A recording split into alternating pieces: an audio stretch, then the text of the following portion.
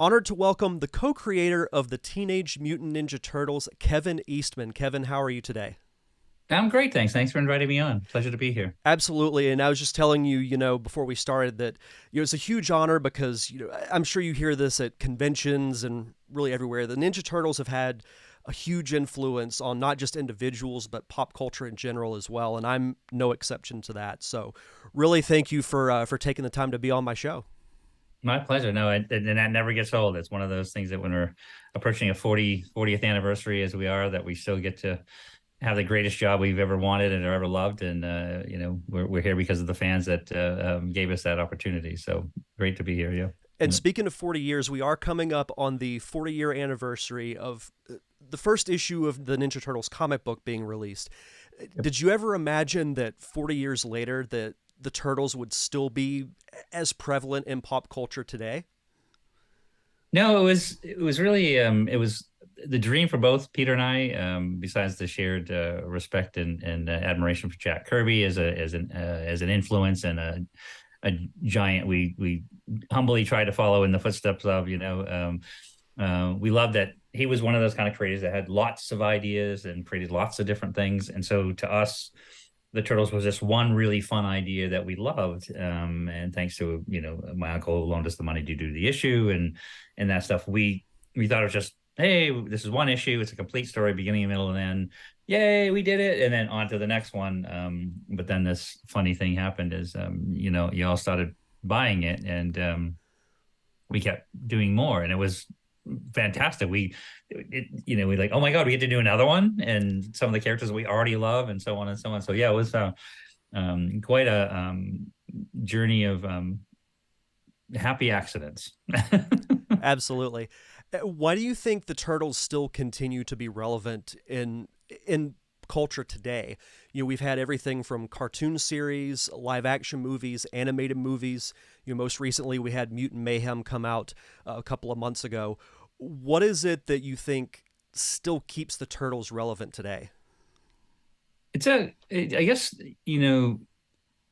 I point back to the fans a lot when we have with that kind of question, because it really is kind of the structural foundation in that. The same thing for the kinds of things that I like to read or watch, or the new Star Trek seasons are great. I grew up as a Star Trek fan. It's reinvention without taking away from the heart and soul of what you loved about that original concept. And we've been very lucky that the people we've worked with have kept that integrity for the most part. The first Turtle movie, of course, my favorite 2007 Kevin Monroe movie, the 2012 series, and then, right up to Mutant Mayhem, which you mentioned, where you now have become this generational thing where Jeff Rowe, the director, grew up as a fan of the Turtles. He wore the Halloween costume. He had the toys. It was the first thing he ever collected. It had to get up for day and date TV. If you want to watch the Turtles on at 7 o'clock on Saturday morning, you had to be up with your bowl of cereal watching.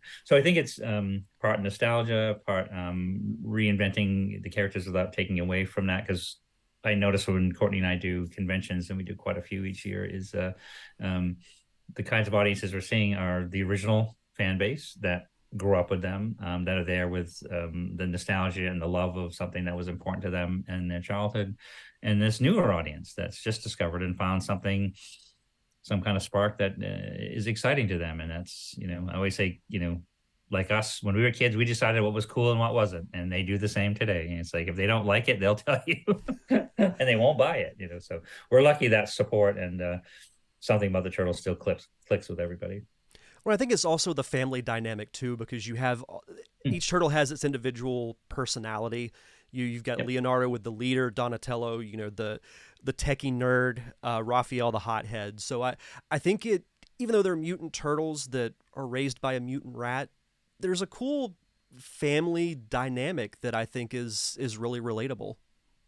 No, I'm glad you brought that up, because it's true. It's like that's not only are they not of a specific race, creed, or color, so anybody anywhere can imagine themselves as their favorite turtle. And that's actually, as often as people ask me who's my favorite and why, I ask them the same, because you can tell a lot about their personality, but they identify with those. And you're so right on the family aspect, and that's one of the things that I think as a plot and a storyline that's been fully embraced in each more successful version of the Turtles, in my opinion, is that adoptive family where you might, what is it the saying? You might not always like your family, but you always love them. So they might bicker and spat, but when they join together as a team, as a family, they can accomplish anything. So yeah, it's that element is very strong, and I think it relatable to a lot of people. You mentioned the original Teenage Mutant Ninja Turtles movie being your favorite. How Hmm. is it seeing the live action version of the Turtles being brought to life for the first time? In that particular case, it was just mind-blowingly, fantastically scary. um, and what I mean is, comics 2D. You draw them, the 3D elements of the toys. Well, that's a different element. The cartoons is very similar to the comics, but when we had this bring them to life and make them work as a full-on integrated into the world around us and the world we see, it was quite scary and to make them work, because if it looked like an actor in a cheap rubber suit, you'd never get past that, and it would take away from the acting and the emotion and everything you wanted to translate. So we were just given the perfect storm of not only an incredible director Steve Barron, the guy that actually did write the script, was Todd Langdon, and Jim Henson. He's the one responsible. His Creature Shop, his people, what they did to bring them to life, the kind of technology that was invented just for that movie to make that work, and just things like the massive servers that they had to have attached to them to make the facial stuff work could be hidden behind this giant shell. It was like, what? No, so it was a perfect storm, and it was quite a gift, and it worked, and I think it still holds up very well. Absolutely, and as someone who works in film, I'm a filmmaker as well. Oh, It nice. it still holds up to this day. I think the effects still look very grounded, very real, and dare I say, I think it holds up, probably better than any of the other properties that have been done with the turtles. Yeah, I think there was some that worked. There was always some that worked better, some that worked not as well. But that one is really um, it's dare I say, it's a classic in that it works on every level. So it's something that I have my movie, Aliens, or Big Trouble in Little China, or this, Blade Runner. There's certain movies that I go to as comfort movies that you know hold up. And But I think Turtles have that first movie especially has gone into that category, is something you could watch it again and be like, yeah, that's still pretty awesome. Yep, no, it is. You mentioned some great movies, and I put the original Turtles as one of my comfort movies as well. So, as we start to wrap up here, I did want to ask you: there have been a lot of crossovers with Ninja Turtles, from Batman to Power Rangers. What crossover would you like to see in the future with the Turtles? I love that. To me, the crossovers are so much fun, in particular the kinds of comics I was reading. The more, I guess, grounded superheroes. Daredevil was my number one favorite. Of course, Captain America, Batman. They were right there. I still have drawings from I was 7, 8 years old of those characters. So Batman was quite an exciting crossover.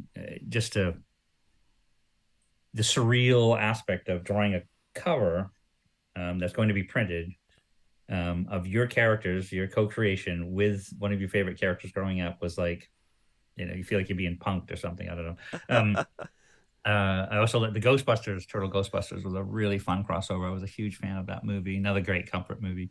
But down the road, I'd love to see, Turtles Daredevil would be a natural. And I've definitely have written more than a few ideas on it if the opportunity ever comes up. And then my other favorite is the Turtles in Commandy, Jack Kirby's Commandy. The first movie I ever saw in the theaters was Planet of the Apes. Jack Kirby's Commandy was a furtherance of that concept, animals ruling the earth, and I think that was a direct influence on mutants as turtles. These giant mutant turtles, they would fit in that world of Commandy so well, and again have a number of ideas I've written over the years that would make a great turtle Commandy crossover. So I would say, yeah, those are the top two. you know, Turtles Daredevil and Turtles Commandy, and Turtles Deadpool I always thought would be fun as well. So, but the other two are the top two ideas. Oh, any of those would be amazing. But Kevin, thank you so much for taking the time to chat with me. This was great. Absolutely, really enjoyed it, and yeah, let's talk again.